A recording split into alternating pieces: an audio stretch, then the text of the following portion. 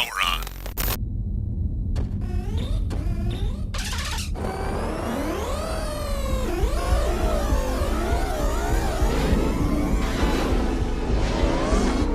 Now entering the gaming grid.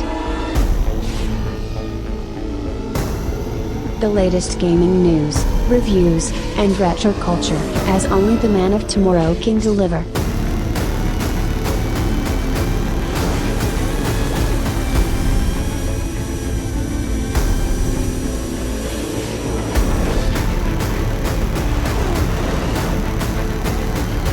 And here's your host, Brian Sovereign. Woo! It is time for the Gaming Grid, baby. That's right, new name for an old show. Well, not exactly an old show, but a show that spun out of Sovereign Tech itself, because we used to have a segment on the show called Game Talk.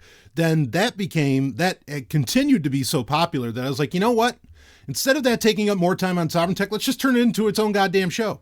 And of course, there's a lot of different ideas that I've had over time for what Game Talk could be. Some of those may still get implemented into the future, but now we are actually rebranding just retitling the show. No other differences for now with that. And that is the Gaming Grid. One thing that won't be different is that, like the past couple months, I won't be able to get into a game review this week, but there is so much to talk about. Got a lot of great response from the most recent episode of Gaming Grid, which was about Google's Stadia, and we kind of have a follow-up to something else that's not that hasn't changed, which is Apple's complete lack of innovation, despite the fact that everybody claims they are great innovators. So why don't we go right ahead, get right into all this news, because there's plenty of it. Some of it interesting, some of it bleh, some of it and then some of it woo, let's do this. And believe me, there is a woo, let's do this at the end of it, or at the end of all this news. I'll save the best for last, and I mean, it is great fucking news in my opinion. So anyway, talking about Apple Arcade at their recent event, or somewhat recent event, this was March 25th, so almost a month ago, that Apple, and I'm glad that I waited to do Gaming Grid this month. If at some point I'll get these shows on some kind of regular schedule, but I like them having a degree of flexibility, because that way they can take advantage of announcements that happen in the gaming world. I mean, they happen every second, just as they do in the tech world. But, you know, where you can get the kind of the latest stuff, and I can rest on stories a little bit and find out the reality more. But anyway, so Apple announced at their March 25th event, they announced Apple Arcade, which is a subscription service for games available on iOS and I guess Mac, because now Mac and, I mean, well, we've known this for a while. We've talked about this on Sovereign Tech, how Mac and iOS apps are really kind of merging, and they're planning on that. So Apple Arcade is really going to be something available, I imagine, even on Apple TV across Apple devices. That is certainly the goal. Now, the interesting thing is it's not like a cloud playing service, as I understand it, much like Google Stadia is. But it is a subscription service. Well, here, let me read from Big Ty here over at Apple. During the event, this is his exact quote: "This is the world's first gaming subscription service for mobile, desktop, and living room." So that tells you where they're going with it. However, I mean, Ty is wrong here that this is the world's first. I mean, well, okay, he's not exactly wrong. For him to say desktop, okay, then this becomes true, but he has to include the word desktop, because a gaming subscription service for mobile and the living room already existed under Amazon Underground. Amazon Underground, allowed you to pay a flat fee, or even to not even pay a fee, and you could play whatever game you wanted, and Amazon would effectively pay the developers through that. So gaming, again, and this is just, we'll get this out of the way right now. Apple didn't innovate here at all. Amazon innovated. And I'm not even saying it's an innovation, like a game subscription service. I mean, fuck, if you want to really get saucy on this one, this is what Sega Channel was. Right, back in the 90s, this is exactly what Sega was doing, where, through a cable service, you could pay a fee and you got the Sega Channel, and you could play games on Sega Channel. You could play Sonic, you could play whatever. Even before Sega Channel, you had the Famicom in Japan, where you could play like Zelda games over satellite and all this stuff. I mean, they had to be really particular with how they're saying this is the first. They had to say mobile, desktop, and living room. Because it sure as fuck isn't the first one for living room. It sure as fuck isn't the first one for mobile. I guess it's kind of the first one for desktop. It's not singularly the first one for desktop, because even EA Origin All Access, right, would be one of the first for desktop. I know there have been others. But one that encapsulates all that, okay, fine, you're first then. But then you're really not innovating. You just happen to make it available on more screens, fucknut. Oh, Apple. they drive me up a fucking wall because they talk like they do such big shit, and they're really doing nothing, or at least nothing new. I mean, it's nice you're making it available to the Apple faithful. And look, I want these kinds of services to be out there. That's fine. I'm not saying I shouldn't say that. I don't want these kinds of services to be out there. As a retro gamer, I don't. But it's fine with me that these services are out there. Just don't talk like you are doing something so goddamned incredible because, oh shit, you made a gaming subscription service that people can pay a flat fee for, and that will allow them to, play games over so many different screens. Now, there's still some details to come out about this. It's going to launch this fall. We know that, 2019, 150 countries. There's no word on pricing. And I gotta admit, I find this kind of weird that like Stadia did this, where they'll make this announcement and they don't talk about pricing. And I'm not sure why they don't talk about pricing. I'm kind of wondering if all these like tech giants are just kind of looking at each other, or they're looking at different, kind of subscription services. Like maybe they're even looking at Netflix, which of course isn't games yet. But they look at these things and they go, all right, what are they charging? No, what are they charging? And, and like they won't release pricing information until one of them does, and then they'll all start releasing pricing information like dominoes. I mean, I don't get it. I don't know what the deal is there. Anyway, so these games for Apple Arcade are supposed to be, there are going to be exclusives, okay? Like there's going to be, and they're working with a lot of different people. They're working with the guy who's a Will Wright behind SimCity, which that could, I'm sure, end up being with a very interesting game. They're working with Sega. They're working with Konami. They're working with a bunch of different companies to make exclusive games for Apple Arcade. And for them to be on Apple Arcade, they have to be exclusive. They have to only be on Apple's platform. That's the deal that Apple's making. Does that make sense for game dev houses to make that deal with the devil? Yeah, sure. Because, I mean, one bit of reality is that, App Store sales are insane. I mean, they're through the roof. Games that release, there's so many games that released on iOS that don't release on Android because iOS is where the money is, because of the affluent Apple users, which isn't exactly true. Let me assure you of that. Most Apple users I meet aren't fluent at all. I'm not making fun of them either. Like, I mean, there's plenty of reasons to not want to make a ton of money or something, So I'm not insulting anybody by saying that. I'm just saying that there is this there's this cultural meme out there that somehow Apple users have money. No, no, we've debunked that over and over again, including with Macs, with Mac computers themselves, with MacBooks and all that. The only reason that you see a lot of college kids with MacBooks is because their parents bought it for them. And why they have MacBooks even when they graduate college, it's not because they ended up with a great job. It's because they're still using the MacBook that their parents bought for them 8 years previous. They can't afford to get another one. And so, that's nonsense, but whatever. The numbers are in that app sales are through the fucking roof or something. I still wonder if like Eddie Q just like sits in his office and buys apps all day, to make that, to make those numbers happen. Anyway, there is a list of games, or a partial list of games that has come out now that originally wasn't out there. Again, one of those reasons I like sitting a little bit on the news. We have Where Cards Fall, The Pathless, Lego Brawls, that's I guess kind of a big one. Hot Lava, Oceanhorn 2, Beyond a Steel Sky. That's actually a great game. But wait, Beyond a Steel Sky. I thought these were supposed to be exclusive. Beyond a Steel Sky is not an exclusive game at all. Maybe they're going to have exclusive features in it or something. Oh, no, maybe I'm thinking of Beneath the Steel Sky. Anyway, whatever, it doesn't matter. Mr. Turtle, Frogger in Toy Town. Okay, Frogger, that's nice.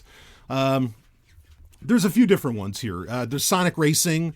I suppose that's kind of interesting. It'll be, I mean, you can play Sonic Racing games on all kinds of platforms, on all kinds of consoles and whatever, but I guess this will be a unique version of Sonic Racing. And, I did just look into it. So Beneath the Steel Sky, this is a classic point and click adventure game, and I mean, it's fucking classic, from 1994. I love this game. It's an awesome, awesome game. Beyond the Steel Sky is Beneath the Steel Sky 2, which has been talked about for years, but I guess it's finally going to come out. But however, it's not going to be iOS only. Like, I just looked into this. It is going to come out for PC this year in 2019. Good. I mean, it doesn't appear to be point and click. I'm just looking at the trailer. So whatever, Apple's just bullshitting more, I guess, when they say this stuff's going to be exclusive, because it's not. But I think that was like a big reveal for Apple Arcade. Anyway, the rest of the games list, I don't know, whatever the fuck these things are, who gives a shit? Because this just falls into the what we've been talking about a lot, where you're going to buy these games, you're only going to get access to them through Apple Arcade. If you ever stop paying for Apple Arcade, you lose your fucking games. Who the fuck in the right mind is going to sign up for that? And look, if we're talking like Beyond a Steel Sky, that's no casual game. I just looked at it. This is going to be fucking hardcore gaming. I don't get, whatever. I don't understand. It's just, I don't get people's mindsets, where they don't, I mean, I get it. Like, look, I understand having digital stuff because that way you can own things that don't take up a ton of space. Like, I totally understand that. I get the diskless world.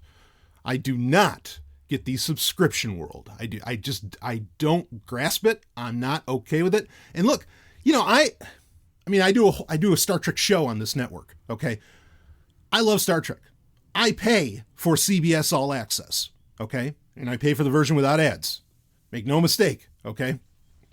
And I pay for it whether Star Trek's on that network or it's not. All right. But let me assure you of something, that as soon as an episode of Star Trek Discovery is done and out and it's available on the torrents, right? I am downloading that shit instantly. Okay. Instantly, because I don't trust that streaming service. I'll pay for it. Fine. Like that's what you're telling me. That I should be going through, blah, blah, blah. I'll be really kind about it. I'll pay the artists, right? But you bet your fucking ass I am not going to count on that streaming service. Not a chance. To constantly allow me to watch the content that I want to watch? No fucking way. And so, like, if you have, like, why buy into this for games that, I mean, the list here, you can find the link in the show notes. The list here doesn't do anything for me. I don't see anything here that looks that fascinating. I don't know. Okay. Whatever. I'm the wrong kind of gamer, I guess. And, I'm not an Apple fanboy. So like when Apple comes out with something, my pants stay very dry. So whatever. Anyway, that's Apple Arcade. It's coming. I mean, basically a lot of what this is a Me Too, I don't mean hashtag Me Too. This is a Me Too product, right? Apple just knows that the only way they're going to continue to scale sales is by getting into entertainment or getting into quote unquote art. Okay. Because art is boundless in how it can make money, right? Because you don't have to innovate necessarily, not like with hardware or something, which is what Apple's known for. And their iPhone sales have tanked dramatically. Their MacBooks are getting worse by the year, as I understand it from Apple diehards who I talk to. It's really bad. So they got to do something, and this is where they're going, and this is why they have that Apple TV network, whatever that they announced. That fuck that shit. Oh man. I mean, it's a golden era for a lot of artists because there's so many people that, like, there's Apple, there's Google, there's Amazon, there's all these different companies that want exclusives so that people will get hooked onto their network. And so, if you have some kind of name in the industry, they're going to pay you top dollar just to get something exclusive from you that supposedly will hook other gamers. But goddamn, this is the same thing with books. I don't want to spend a ton of time on this, but it's the same thing like with books. I mean, I get it. There's new games that come out and whatever, people get excited for them. I can't grasp in PC gaming, the thing I really can't grasp, and I've talked about this before on Sovereign Tech or even on the Gaming Grid. Early access games that are incomplete, you know they're incomplete, you pay full price for them, sometimes $60, and you don't know if the developer, what was that game, Planetary Annihilation or whatever the hell it was, that took, I don't know, 5, 6, 7 years to finally come out. You know, you pay full price for these games and you play them. I mean, I assume you play them. Otherwise, why buy them? You know, like, why take the risk? If you just want to own the game, why not just wait until the full version comes out if you're not going to play it right away? So I assume you play them.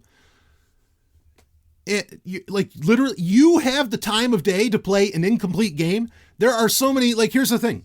Beyond a Steel Sky, right? How many people do you think have played the original? How many people, think have played Beneath a Steel Sky? That have done the classic 94. And you can. It's available on GOG. Actually, that might be one of the games you get for free. I don't remember if you get it for free when you first sign up for it. So you don't even have to pay for it. There's no reason for you not to play this fucking game. Other than you just think it's old and so it's dumb. And if you're that kind of person, well, I guess that's the kind of person that'll jump on Apple Arcade. But I mean, there's so many great games to play that are still play great. And I really think we're beyond this whole thing of, well, the graphics look old, so that sucks. No, that's not true. I mean, you have so many games. Was it Zero Katana? That looks like a classic game. You know, the graphics are classic and everything. You don't even need a really powerful computer to play. It's a brand new game getting great reviews. Okay, no, I don't think that's horseshit that people like just won't play. I mean, you could say the gaming mechanics might not be as modern or as intuitive or something like that. I don't know, but it's just like books. You know, if you are somebody who, if you're a teenager or something, I don't know, you've just gotten into really reading for yourself, not just what school is schlepping on you. There are so many books that have come out in the past, well, hell, just the past 40 years, but let's say the past 150 years that I think are way more original than any of the Space Marine nonsense that's coming out these days. Like, I mean, just in one genre, just in science fiction, for you to catch up on. What are you doing? Like, I mean, you're never gonna catch up. Like, and I can't grasp the concept that people buy stuff that is unfinished and they know it. You know, I can't grasp that. And also, again, I can't grasp that, like, there's so many games that you need to try, that you need to play, that you need to rock, you know, I mean, and they're great and they're amazing experiences that anybody and their mother can tell you about. It is not good enough to just watch somebody playing it on YouTube. And I don't understand how people spend their money these days. I don't get it. Well, anyway, an interesting thing, speaking of gaming history, supposedly PlayStation 5 is trying to get in on that game of, no pun intended, of gaming history. But Sony is coming out with the PlayStation 5. It is not going to be discless, as I understand it. And in fact, there's going to be some, I don't know what it is. I saw like a headline that said there's some mysterious, I don't know, bit of not hardware, because we know what's in it. There's in the PlayStation 5 that's going to be coming out, there's a Ryzen chip, AMD. Nice. There's this really blazing fast SSD that's going to be running in it. Okay. We know it's going to have a lot of backwards compatibility. I got to give Sony credit for, with PlayStation, allowing you to buy like a ton of classic games. Like if you have a PS4, I think, or I think you can buy like a ton of PlayStation games, right? PlayStation 1, like you can go back and buy, or even PlayStation 2, you can buy like Gradius 5 or whatever. And I mean, you know, to buy those new, or not new, but buy those, used by the discs themselves, I mean, that's an expensive proposition for a lot of this. So, I mean, I feel like PlayStation is the one, they're the company, or Sony is the company with PlayStation that really started the backwards compatibility trend, which I think is a beautiful thing in gaming, because that gives first off, that gives your console longevity. But second off, I mean, it's respectful to the games that have come before. I think it's a beautiful thing. But anyway, we did get some details on the PlayStation 5. There's still a lot of mystery, a lot of big announcements that are supposed to come out around it. They're going to have to do something pretty amazing to compete with, and Sony is going to have to do something amazing, in my opinion, to compete with Google Stadia. They're going to have something. and it can't just be like some kind of disc exclusives or some shit like that. I don't know if they're going to put like the games on. I mean, like what Red Dead Redemption, wasn't that like 99 gigs? It was almost like a terabyte the size of that fucking game on a hard drive. I mean, I guess I wonder if that's going to become the standard for games. In some ways, you're going to, even the largest PC hard drive, to say nothing of solid state, the largest PC hard drive is, I know that there's more than 8 terabytes, but on the common consumer level, 8 terabytes is pretty high. I know there's bigger. I know. Don't tell me. I know you can do RAID too. I'm not an idiot. But let's just be clear here that putting in even an 8 terabyte drive into a PlayStation 5, that's going to cost you out of your ass. That's going to be a $1,500 system. You can't get away with that. And so you almost have to go with discs if you're not going the Google Stadia route where you're really your console is just a cloud platform. So I'm curious what's going to happen with that. Maybe this is a way that PlayStation or, that Sony responds, to the size of these games today. It's really crazy. I'm curious what's going to end up happening with this, but there is now news. We do know. It looks like, understand PlayStation, since the PlayStation 2, or really, I guess since after the PlayStation 2, since PlayStation 3, each one of them has, in very real ways, been a supercomputer in its own right. The PlayStation 3, sure, it had very low RAM, but the processor in that thing is still well ahead of its time. And actually, like the PlayStation 2, what made the PlayStation 2 one of the biggest selling consoles in history? It wasn't the games. The games were a big part of it, sure, but it wasn't the games. It was the fact that it was a DVD player at a time when DVD players were a hot commodity, an expensive one, and the PlayStation 2 wasn't as expensive. And you could justify it by, I'm getting the latest gaming console and a DVD player, right? That made things really exciting. So Sony has always, I'll give them credit where it's due. I don't like to give them much, but I'll give them credit where it's due. They've always been, their consoles usually are some kind of really hardcore innovation. The PlayStation 4, I don't know how necessarily innovative that was, but it did make indie gaming or indie game developers and the games from them, it did give them a very real limelight. Of course, the Nintendo Switch would pick up that ball and start running with it too. But the PlayStation 4 really did that, and it was wiping the floor with the Xbox One pretty handily for a good long while. But anyway, all of the data that we have so far about the PlayStation 5, this is going to be a wildly powerful machine. And I think Sony for a long time has tried to turn the PlayStation into a home computer, kind of like the Famicom was way back when in Japan for Nintendo.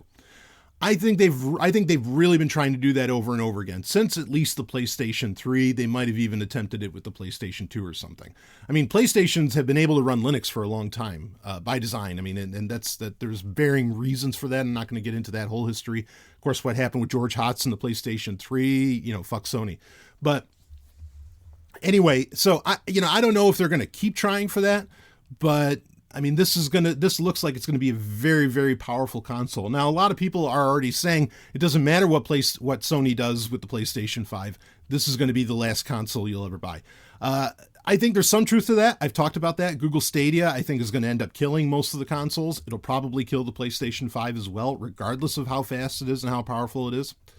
But at the same time, I'm tired of hearing that comment that this is the last console you ever buy. They said that about the PlayStation 4. They said that about the PlayStation 3. It's the most boring hot take in the world is that this is the last console you ever buy. I'm not going to say that it won't happen this time. But it's not like this will be the last console you'll buy and then Sony will come out with something else. It's another upstart or not a startup, but an upstart like Google is going to come in with Stadia and is going to wipe the floor with you. And is going to make it, I don't think Apple Arcade's going to end up doing it. But I don't trust Google Stadia, but at the same time, I do, as I said in a previous episode of the Gaming Grid when we were talking about it, this is the pun intended and literal game changer, and you got to do something. And I think it makes sense that the PlayStation 5 is trying to be a supercomputer because otherwise, I don't know how you're not going to impress anybody. any other way, and you're not going to stand out in any other way, because Google Stadia effectively kills the ability to stand out. Well, anyway, we'll see what ends up happening with the PlayStation 5. We'll keep an eye on that on the Gaming Grid. Am I going to end up buying one? No, not a fucking chance. I'm not interested at all, and part of it is because a lot of modern games, I don't like the microtransactions. There's so many things I don't like about them. And I also still have tons of classic games that I want to enjoy, games that have come out over, throughout gaming history that I know I haven't played, and I want to play those and I want to appreciate those. And honestly, if, fortunately, those classic games you can still play today, right? Like they've been re-released, or they didn't have some kind of fee structure built into them or server structure that makes them unable to play any, in the future. And look, if some of these games, Red Dead Redemption or whatever, I'm not able to play in, 20 years later, then good. I never wanted to play it in the first place. If you're not making art to last, fuck you. I don't care. I really, really don't care. I'll give you my money when I know what I buy is something that if I take care of it well enough, okay, or if I can, or where I can build the software to do it, or, use it, whatever, like an emulator or something, as long as I can take care of it, and that I whatever, okay, when I know that when I put the money down, it's something that can last as long as I do my due diligence, I'll give you my money. If it's something I know could be yanked away from me at any given moment, regardless of how much I take care of it or whatever, I don't want it. I don't give a fuck. I really don't, is it your hard-earned dollar or not? Okay, then if is money a medium of exchange, well, then give me something in return. Not a half shovel, right? Anyway, one of the recent trends that has really bucked everything that I'm talking about here is the retro consoles, of course, which really got kicked off. Not that there weren't ones before. Of course, you can think of the Atari Flashback and some other ones. But the NES Classic, or the NES Classic, or the NES Mini, depending upon what part of the world you're in, really kicked this off to where, okay, you release a system that, has basically runs Linux, has like 30 some odd games on it or something. And, and it doesn't connect to the internet. You just plug it in with, to an HDMI port and a USB port, and away you go. And it plays on any modern TV. These, I'm wildly supportive of these, most of them. Some of them I felt are kind of ridiculous, including, what we were just talking about. The PlayStation Classic was a complete flub. And just a totally missed opportunity. Sony completely dropped the ball on that. And I'm not exactly sure why. Someday we'll figure out what the hell the history is behind, the gaming historian will do something about the PlayStation Classic, and we'll maybe find out the reality of why that just failed and sucked so hard. I don't care if you can hack it. I don't care. Release out of the box, plug it in. That's the whole point of these things, is that you don't have to get nitty gritty with them. It should be just like the old days where you popped in the cartridge and away you went and you had a great time, and that cartridge will last you, 50 years. Okay. Hack them. Sure. Hack them. I hack mine. That's fine. But that's not what this is supposed to be about. Okay. So anyway, the retro consoles, which have been all the rage and all the craze, and maybe the craze has died down a little bit. Because I kind of wonder what sales look like for a recently announced, finally Sega came out. Of course, they announced it last year, and it was supposed to come out last year, but Sega extended it. And we are finally getting the Sega Genesis Mini, or the Mega Drive Mini, depending upon what part of the world you're in. I will call it the Genesis. The Sega Genesis Mini is a system. I think it's going to have 40 games. It's coming out September 19th, 2019. Goes for $80.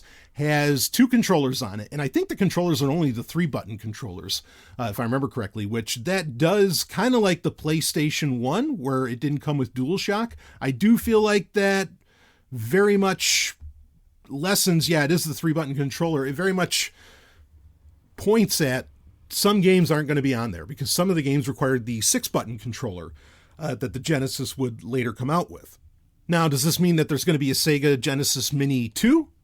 Maybe. I don't know. But also, I mean, one of the nice things is that actually the controller ports are just USB ports, kind of like on the C64 Mini, on the Commodore 64 Mini, which I still stand tall as saying is the best retro console to get released to date, and I don't think anything else is even better than the Neo Geo Mini, and I like that. I really think this is going to end up standing tall as far as all that goes. Anyway, so you could, I suppose, technically plug in any controller that you want into that. And 40 games, like I said, we do have somewhat of a list of the games. In fact, just before this was getting recorded, there was a list of 10 more games coming out for this. And again, you are getting 2 controllers for that $80, which not every one of these consoles had come out with 2 controllers. But let's go down the list of games available on this. And there's Earthworm Jim. That's a great game. Sonic the Hedgehog 2, of course, another great game. Castle of Illusion starring Mickey Mouse, phenomenal game. World of Illusion, which also stars Mickey Mouse and Donald Duck, another phenomenal game. Contra Hardcore, fantastic. Streets of Rage 2, one of the greatest games of all time. Only thing is that Streets of Rage 2, you can get that for PC. There's been like a modded version of that, like I think it's called like Streets of Rage Remake, that is up to like version 5. And that, when you get used to playing that, fuck, you never want to go back. But Streets of Rage 2 is just a necessity to have on here. Thunder Force 3, fantastic. Super Fantasy Zone, fantastic. Shinobi 3, absolute classic. Landstalker, not familiar with that one. I couldn't tell you. Echo the Dolphin, totally necessary. One of the best games ever made. Castlevania Bloodlines. That's one worth putting on there. Totally. It's a widely ignored Castlevania game.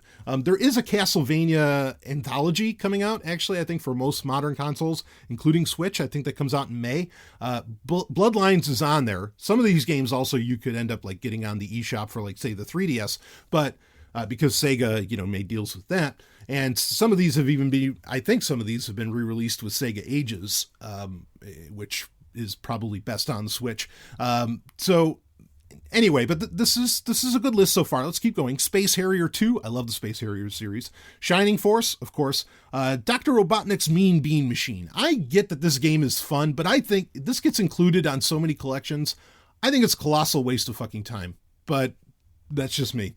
Toe Jam and Earl. They've had a bit of a resurgence lately. Makes sense to put them on there. Comic Zone, totally necessary. Hard as fuck game, but still so cool. Someday we got to get a Comic Zone 2, because I still think the idea of like your character actually fighting within a comic book itself, like as in you have to jump through the pages and all that, I still think that's such a unique concept that they didn't do enough with. I really, really hope we get a sequel to that someday. But I mean, that game is a pain in the ass, no doubt. Sonic the Hedgehog 1, of course, that makes sense. Altered Beast, another one that makes sense. And Gunstar Heroes, another one that makes perfect sense. So a pretty good list of 20 so far. We have 20 to go. I would expect to see Phantasy Star games on there. I think if Phantasy Star 4 is on there, that would almost get me to buy this. Because that game was a big deal, and it was a big game, especially at the time. I'd be pretty tempted. Vector Man, the Vector Man games will probably be on there. You'll probably get some more Sonic games of some kind. I'll tell you, I would really, I know it's not going to happen. There are 2 games out there, though, that if they were on this, and I can't believe they'd be able to do it, because they'd have to go through a bunch of copyright horseshit. There's 2 games that if they were on this, I would buy it. Because right now, I had said previously over the years, past couple of years, it's like, yeah, I'll buy every retro console that comes out. The PlayStation Classic totally tempered that attitude, where no, I'm not going to do that. Okay. We have another retro console to talk about that I am going to buy, like day one. Okay. But we'll save that for a minute here. But the Genesis Mini, I mean, part of it is that there are really, like, the Sega Ages versions of some of these games are far better than the originals that are on Switch. By the way, there is going to be, I told you, I said when they come out with a new Switch, I'll jump on it. It apparently is, according to Nikkei, it is a fact that this fall there's going to be a more portable version of the Switch. I will jump on that. I will definitely do that. And because there's so much cool shit getting announced for the Switch, you got to be on board with it. So anyway, and Satan bless Nintendo. I love that company. Okay. So anyway, where was I with this? Right. Okay. So the Sega games. Some of these, like I have rebought so many times. And sometimes they're superior versions for the feature set that they offer, much like a lot of the Sega re-releases for the Nintendo 3DS. And I have a ton of them, including Shinobi 3. It's not enough for the Sega classics to be there when, again, you can play versions of them that have been improved over time and more. This is the same argument for like why I think the Nintendo 64 classic or Nintendo 64 mini will probably never, or I'm not going to say it'll never happen, but it probably won't happen. And part of that is that the classic N64 games, Mario 64, Star Fox 64, go down the list of them. Most of the classics, not all, you still got Perfect Dark, Donkey Kong 64, things like this, have been so improved over the years with new versions like Star Fox 64 3DS or Mario 64 DS, where there's like a ton of different characters you can play with, and there's other parts that have been fixed with it and everything. There's a laundry list of N64 games that have been improved over the years significantly, or the versions of Majora's Mask and Ocarina of Time. Those were wildly improved for the 3DS and the 3DS specifically, that I can't go back to playing the N64 versions because I've gotten so used to all the new features and everything. There's not a point. And so same thing with a lot of these games on Genesis, is that there have been improved versions of these games and I don't want to go back, and there's no announcement whatsoever that they're releasing the improved versions on here. In fact, I'd argue that would defeat the purpose of it. Okay. So I'm not really excited about this one, but two games, I kept teasing this, two games that if they were on there, I would buy it. Okay. And one is X-Men for Sega Genesis and the original Jurassic Park for Sega Genesis. If those two games are on there, I'd buy it in a heartbeat. I wouldn't even think twice, and I mean, credit to Sega for allowing for pre-orders and I'm guessing they're doing that so they know how many to make because they can't afford to make a certain stock of them. Much like Nintendo did perhaps. And there's a point where probably they'll know, okay, this is how many pre-orders we have. We'll make those. And then we'll do like an additional 200,000 or something like that. That's probably what's going to end up happening with it. But I mean, you can pre-order it right now. Again, I kudos to them for even allowing for the pre-orders. Of course, the Neo Geo Mini and the C64 Mini both allowed for that as well. And so actually the PlayStation Classic did too. I had pre-ordered the PlayStation Classic, and then I canceled that as soon as, time got closer. But anyway, there's the next 20 games would have to be so incredible and would have to include, here's the problem is that X-Men's owned by Marvel. Now, there's Disney games on here. So it's not like they haven't made deals with Disney, I suppose. Or maybe that's because were those games made by Capcom? Maybe Capcom owns the rights. I don't know.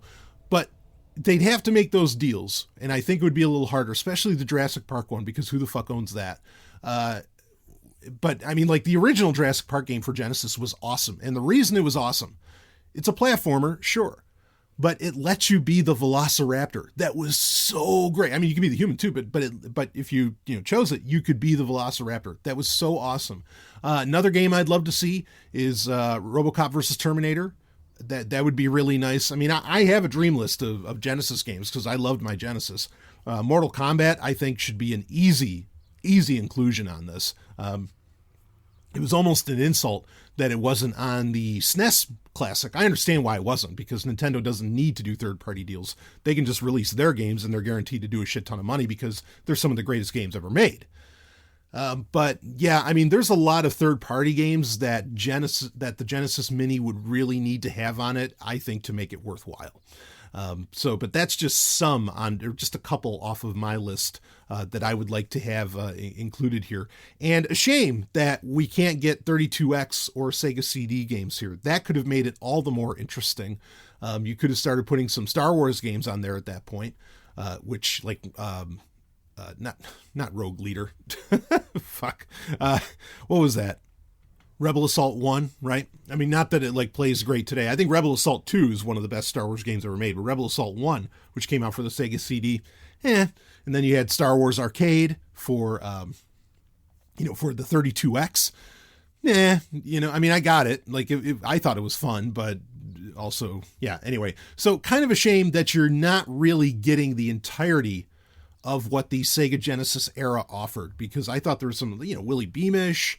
I mean, there's some really, when you get into the add-on games, there was some really interesting shit being done with a lot of that. Or hell, put Night Trap on there, right? Let's do some Night Trap, even though you can get Night Trap on just about anything now, even on a Nintendo console. Haha.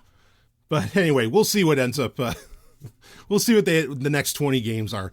Maybe at some point that'll interest me. But of course, maybe they're also basing what 20 games they can get based upon the pre-sale numbers or pre-orders.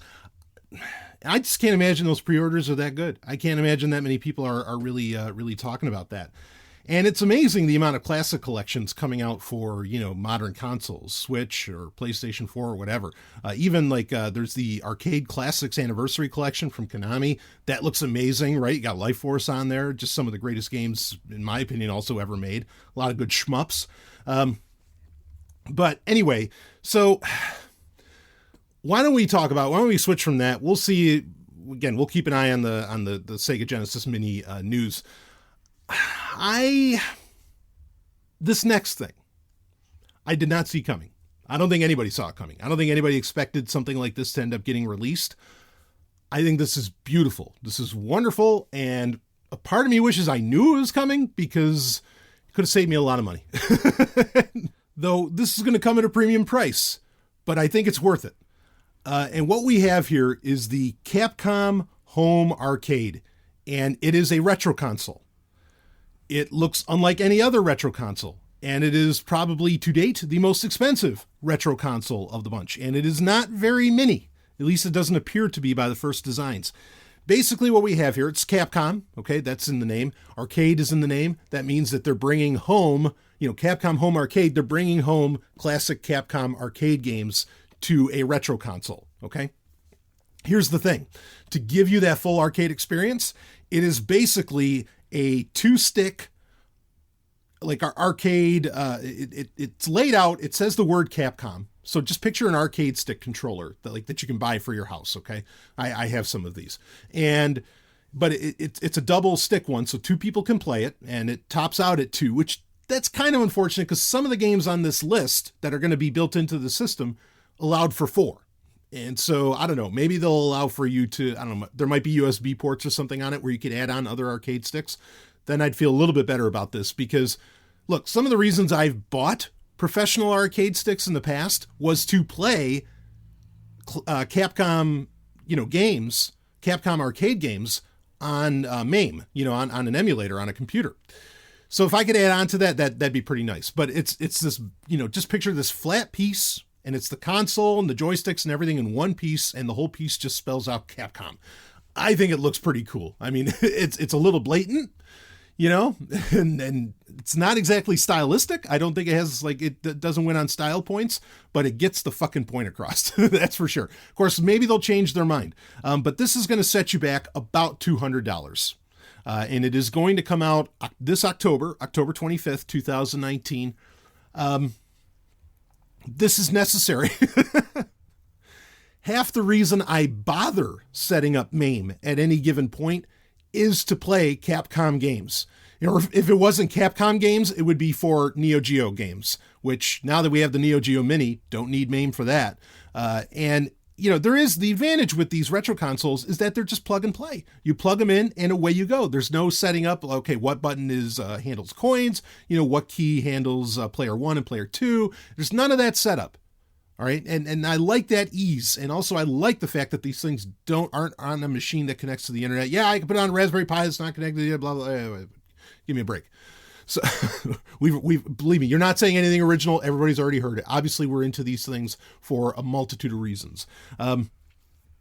But yeah, so a lot of buttons on these sticks. And again, it's one single piece. So you're going to have to get right close to that person, just like you did, at the arcade. I like that. I really like that. I could see the advantage where if you could split it, And again, the design's not finalized, I don't think, but it'd be nice if they could split it and, the two people could sit whatever over somewhere else, but then also having a solid piece that you work off of and that's probably pretty hefty allows you to get pretty crazy with the joystick and the buttons as well. So very, very, again, very excited for this. The other thing too, though, is that I hope it's easy to disassemble, because if you play arcade games like I do, you know how bad you wreck those sticks and you know how bad you wreck those buttons. I mean, you're wearing them out in pretty short order. And another one of the attractions to these retro consoles is the idea that they are self-contained, don't require firmware updates or anything like that. I mean, the C64 allows for it, but that's kind of a unique case. C64 Mini. But, it's the fact that it looks like something that you could, as long as it can power on, you could play it basically forever. Essentially, not literally, but essentially. And that's a major attraction to this. And so I kind of hope that all that's allowed. I don't see any reason in the design why it couldn't be. But $200, I mean, that's a bit steep. And I think that you're not going to get everybody on board with this. But then I think the Neo Geo Mini did fairly well. And that was, at the time, the most expensive of the bunch, clocking in at over $100. But if you know that you want Neo Geo, like that it's worth it to pay that amount for this.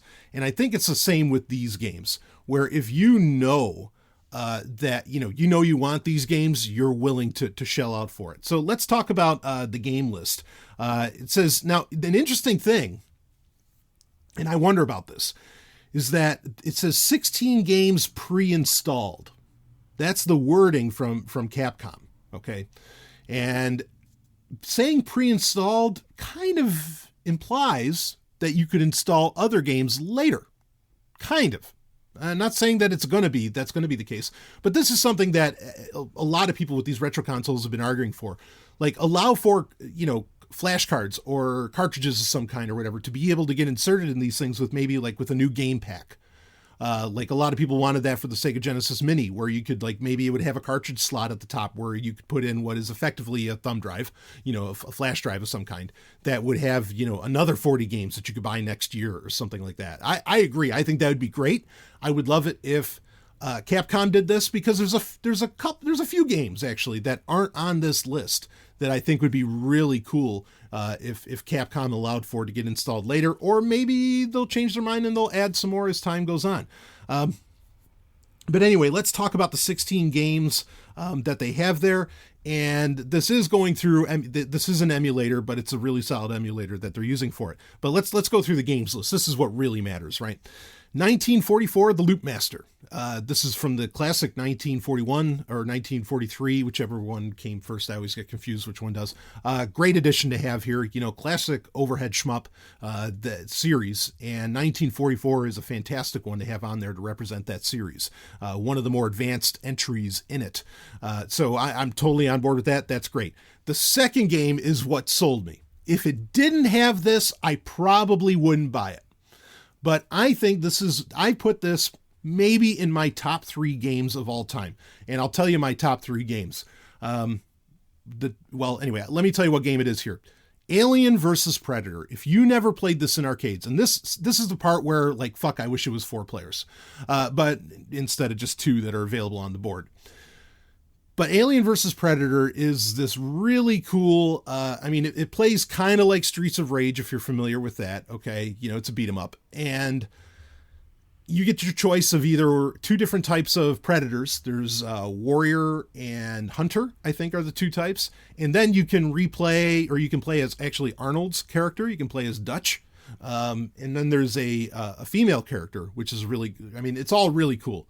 And you're just going, after score of Xenomorphs. I love this game. I fucking love this game. I think it's brilliant. It's one of my favorite games. When it was the thing in arcades, I put so many quarters into this game, I can't even tell you. Between this and Turtles in Time, I was just lobbing quarters at those machines. Or that and Virtua Fighter as well.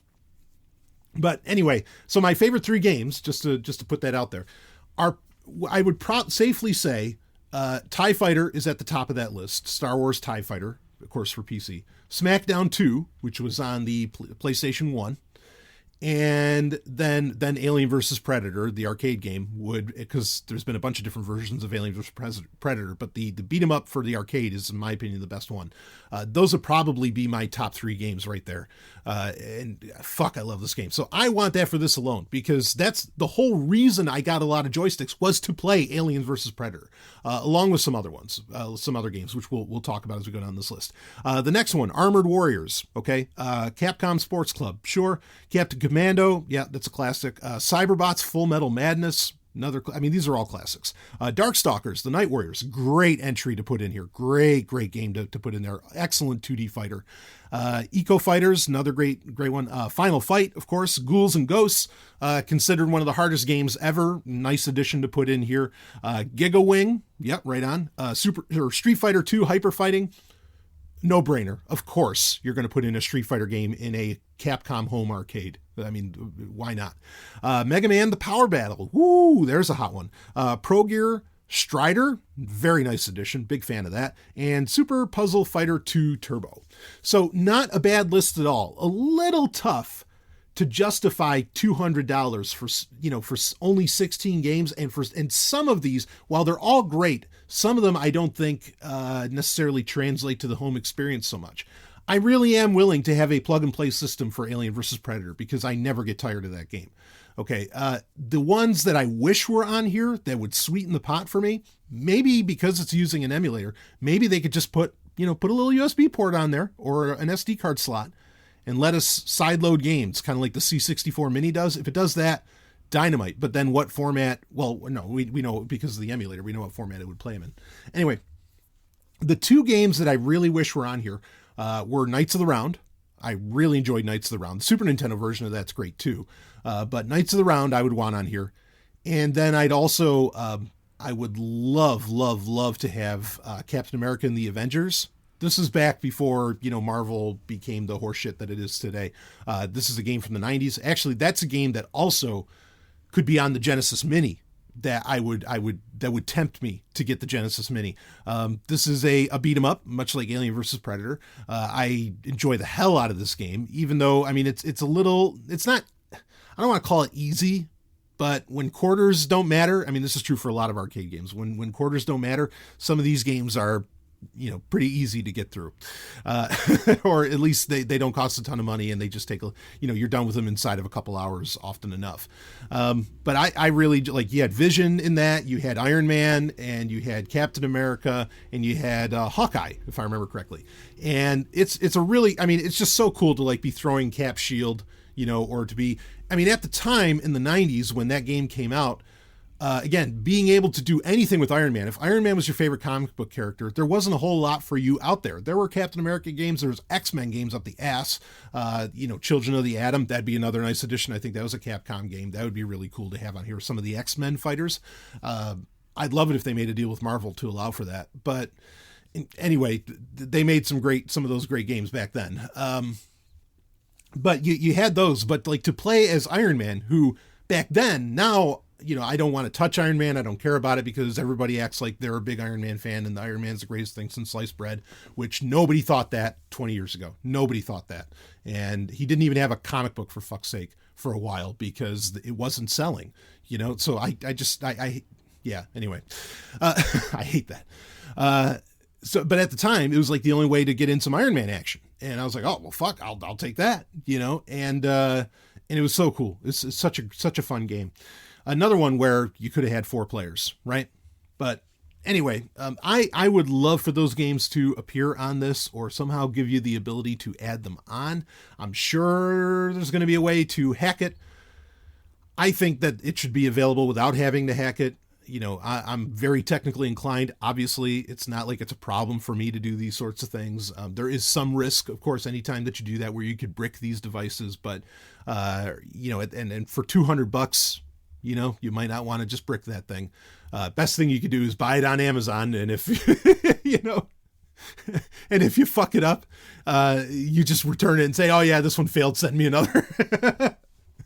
So there's an argument for buying them on Amazon, I guess. But anyway, I'm very, very excited for this one. I don't think it will not beat out the C64 Mini. in my opinion, because the C64 Mini is so much more than just a retro console. It's also a very real computer. So it won't top that, but this could end up taking the number 2 spot in my heart as far as my favorite retro consoles released to date.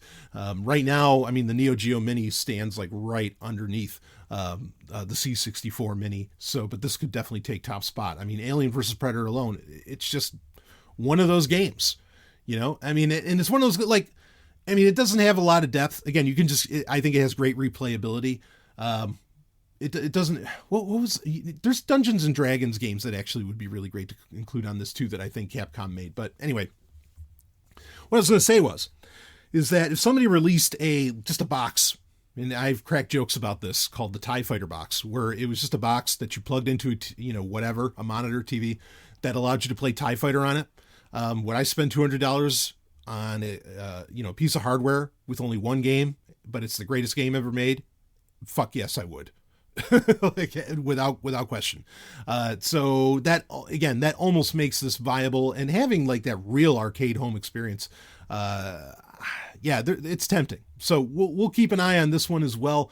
There was some questions as to whether or not Capcom was getting the rights for the emulator or whatever. I'm not really interested in any of that kind of conversation, even though Sony flubbed that one as well, right? Because they're using EPSXE, and they didn't give credit to anybody for that, which is, I think, terrible. Capcom doesn't seem to be going through that situation, but anyway, regardless, this looks pretty cool. So this is one, I mean, and if you've never played any of those other games, it's even more attractive, I think, to get your hands on, because those are gorgeous, gorgeous games. And we don't know, but I'm going to guess that the hardware itself, the joysticks, the controls and everything, are going to be really rock solid, especially for that price. I expect that. So anyway, very excited for the Capcom Home Arcade. So we get to end this on a high note. Anyway, we'll return next month with the Gaming Grid, or if something really, really exciting happens, maybe I'll do a little supplemental episode. So anyway, new name, same show, the Gaming Grid. I'm Brian Sovereign, and I will see all of you on the other side. Game over.